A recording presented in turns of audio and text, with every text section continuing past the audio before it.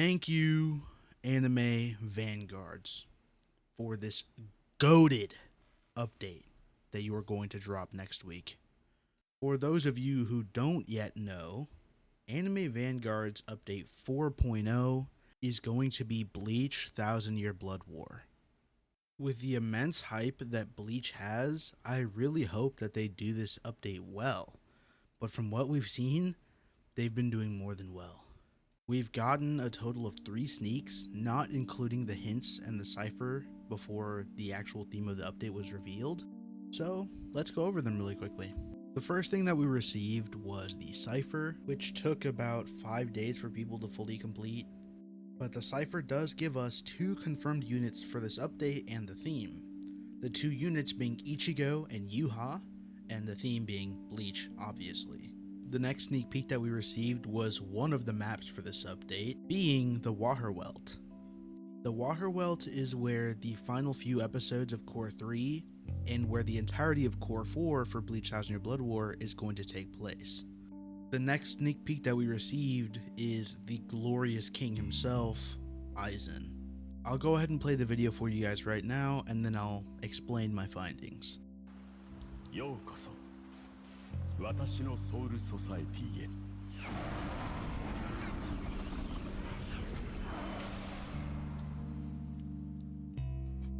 Now, as we can see, it is the Aizen that has been unsealed from the chair. And if you can tell by the attack animation, he's going to be full AoE. This attack being Hado number 99 Goryu Tenmetsu. One other thing that I do want to point out is the fact that this map that Aizen is on is different from the Waterwelt.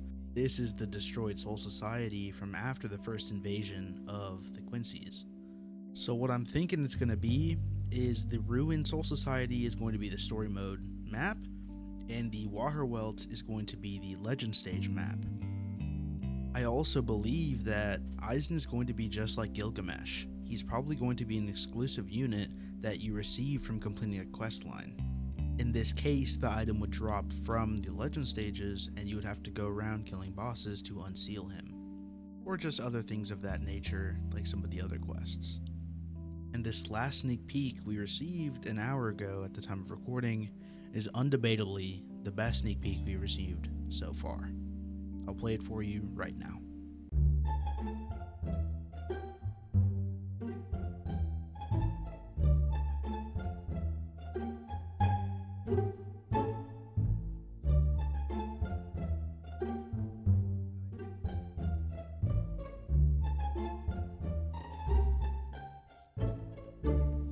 Aside from the map looking stunning, we also have my glorious chocolate queen herself, Yoruichi Shihoin. From the moment the update was announced to be Bleach, I was a firm believer. Okay, well maybe not believer, but I sure hoped Yoruichi was going to be in the update. And man, does it seem my prayers have been answered. Blazing aside, this is pretty good news because Sasuke is finally going to get another unit that is Spark, and hopefully also a stunner. From what it looks like, she ends on a pretty big circle AoE. I mean, all I hope is just that they didn't do her dirty. Hey yo, chill the fuck out, yo. You sitting there playing with the The procrastination got to me, and it has been 4 days since the last segment of this video. But hey, that just means more sneaks have dropped, and I'm going to talk about those too. Firstly, we have a sneak of Yoruichi and her damage. And let's just say, she's looking pretty goated. We can see here she's doing almost 9,000 DPS, having 20.58 thousand damage every 2.3 seconds with Blitz.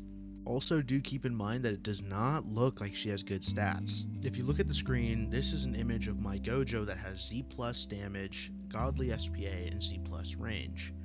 Here is a picture of my Rengoku that has S damage and then A SPA and A range. As you can see, when the stat is A or lower, it does not have the star or the colored background. Therefore, we can tell that Yoruichi's damage can be raised pretty easily by giving her better stats.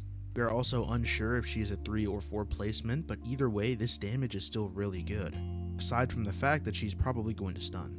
So I'm pretty thankful that my queen is going to be pretty goated.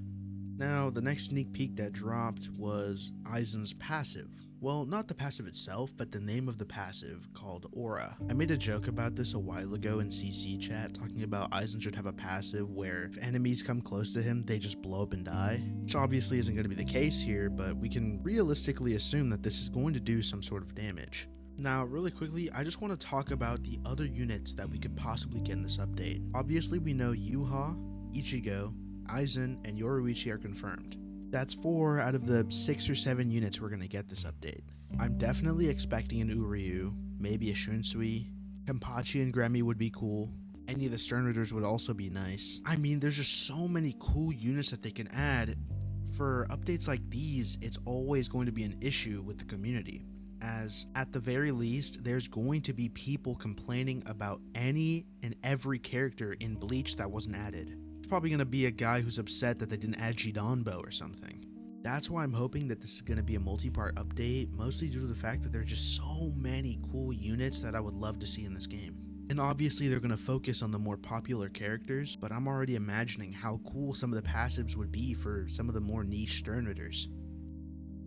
I just went to go make food, and I come back and there's a ping in the sneak peeks channel, and it's Kenpachi in his Bankai nonetheless. I would say sorry for the spoiler, but this entire update is a spoiler for Core 4. If you haven't read the Bleach manga already, what are you doing? And slot number 5 has officially been confirmed. Again, it's not a guarantee that we'll get 6 or 7 units, we could get more than that, but going based off of the previous updates, it's going to be 6, 7, maybe 8. Now, let's talk about the release date. If you go to the Anime Vanguards page on Roblox and go into the Events tab, you can see Update 4 is here. It does say from Sunday, February 23rd to Friday, February 28th. This could mean that it either releases on Sunday or anywhere through the week up until Friday at the latest.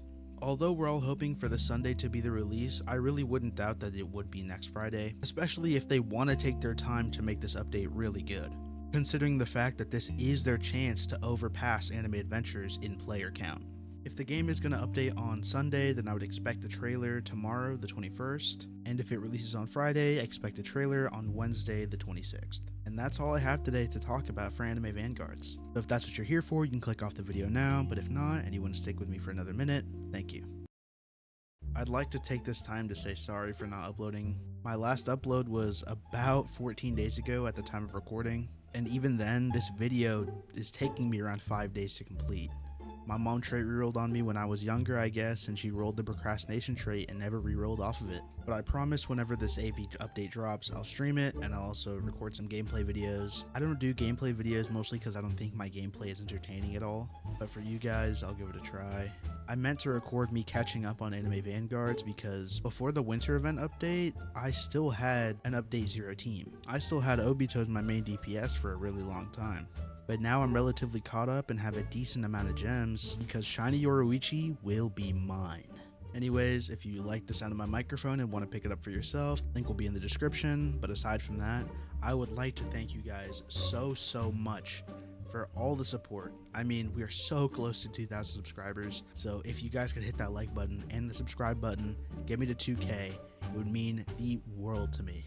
I'll do something special for when I hit 2K. But once again, thank you guys so much for watching and have a blessed day.